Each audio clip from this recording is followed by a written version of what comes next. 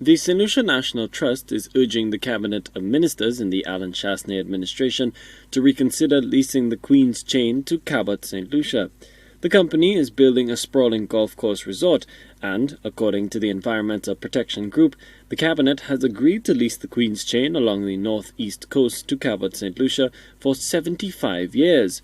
Chair of the St. Lucia National Trust, Alison King, is gobsmacked by the move, which she says will have far-reaching implications for the island and its people in terms of access to the lands. We are concerned because St. Lucians and visitors alike have enjoyed unrestricted access to those Queen's Chain lands.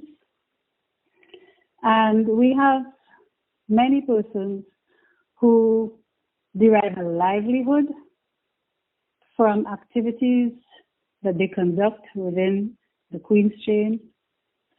There are persons that use it for recreation, whether it be passive or active. We have educators that use the area to demonstrate to their students in the field what they're trying to teach in the classroom. There are many uses that this land has been put to over the years. The Trust, in a formal press statement released on Wednesday, says the conditions for, quote, governing the Queen's Chair are clear, specific and unambiguous and have never been altered or amended in any way and still apply unchanged to this day. Thus, there are only three areas of use of the Queen's Chain: public works, embellishment and defence, end quote. King is bemoaning the perceived lack of transparency and dialogue.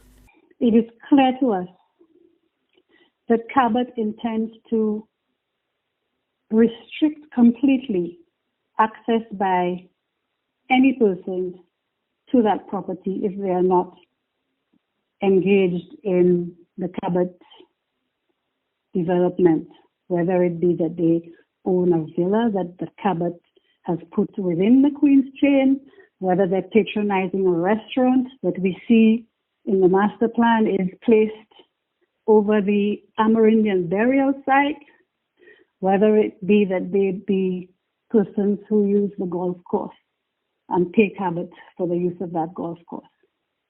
So it means that we are going from a situation where many people enjoy the use of that property for recreation or for their livelihood to a situation where we will be barred from entering those lands.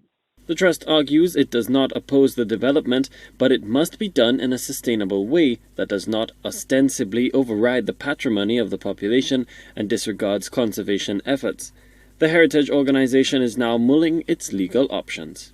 We are discussing with lawyers again. It seems to be this is our modus operandi these days, that we have no choice but to take things to the courts to try and resolve and rectify, because we think it's unacceptable that in 2020 we can be in a situation where our representatives are taking a decision that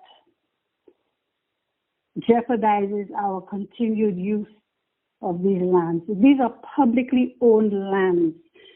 Queen's Chain belongs to the Crown. The government is supposed to manage these lands in the interest of its people.